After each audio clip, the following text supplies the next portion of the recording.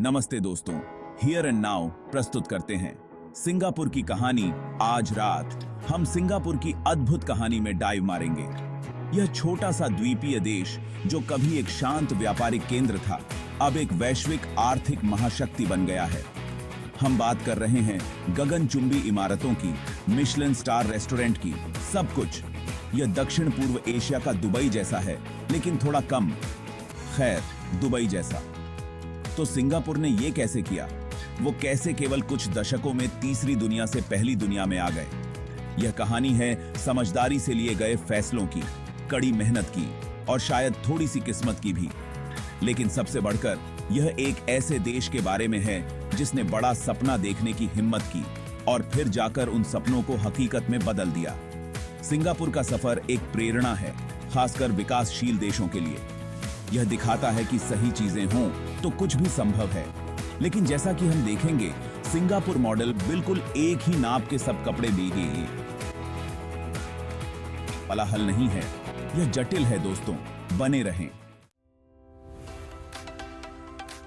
अब आप सिंगापुर की सफलता के बारे में बात कर ही नहीं सकते उसके स्थान के बारे में बात किए बिना।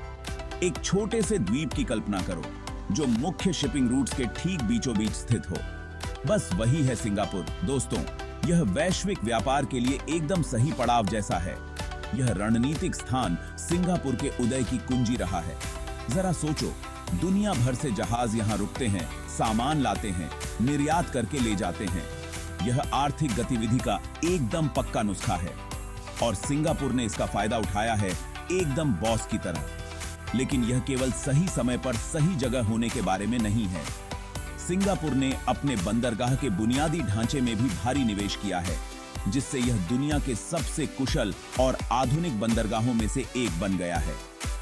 उन्होंने मूल रूप से वैश्विक व्यापार के लिए दुनिया का सबसे बड़ा, सबसे चमकदार स्वागत चटाई बनाया है और यह काम कर रहा है। और ये की भूखी का सादारी ही हद है। अब इस ऑपरेशन के पीछे के दिमाग के बारे में बात करते हैं। सिंगापुर सरकार, यह आपकी रोज की कामचोर सरकार जैसी नहीं है दोस्तों। ये लोग अपनी कार्यकुशलता, अपने दूरदर्शी दृष्टिकोण और अपने, कह लीजिए, सरकार चलाने के प्रैक्टिकल तरीके के लिए जाने जाते हैं। शुरुआत से ही सरकार ने सिंगापुर की अर्थव्यवस्था को आकार देने में एक केंद्रीय भूमिका निभाई है। उन्होंने शिक्षा, बुनियादी ढांचे और विदेशी निवेश को आकर्षित करने में भारी निवेश किया है। उन्होंने विकास और स्थिरता को बढ़ावा देने के लिए नीतियां भी लागू की हैं। कुछ लोग सिंगापुर की सरकार की आलोचना करते हैं कि वह बहुत अधिक नियंत्रण रखती है, और हां, उनके कुछ सख्त नियम और कानून हैं।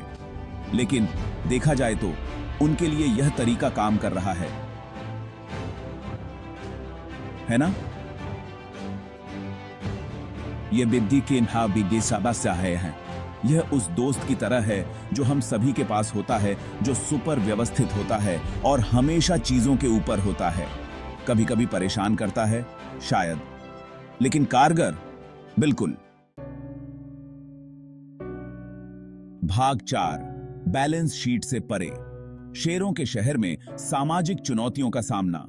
ठीक है, तो सिंगापुर की अर्थव्यवस्था फल फूल रही है, लेकिन लोगों का क्या? खैर, सिंगापुर के लोग गुणवत्तापूर्ण स्वास्थ्य सेवा, शिक्षा और आवास जैसी सुविधाओं के साथ एक उच्च जीवन स्तर का आनंद लेते हैं। लेकिन यहां सब कुछ इतना आसान नहीं है। सिंगापुर के सामने सबसे बड़ी चुनौतियों में से एक है आय असमानता। जबकि औसत सिंगापुरवासी बहुत अच्छा कर रहा है, अमीर और गरीब के बीच की खाई बढ़ रही है। और विदेशी श्रम पर निर्भरता के बारे में मत भूलना, जिसके कारण कुछ सामाजिक तनाव पैदा हुए हैं। सरकार इन चुनौतियों से अवगत है और इन्हें दूर करने के लिए काम कर रही है। उन्होंने कम आय वाले परिवारों की मदद के लिए सामाजिक सुरक्षा जाल और कार्यक्रम लागू किए हैं।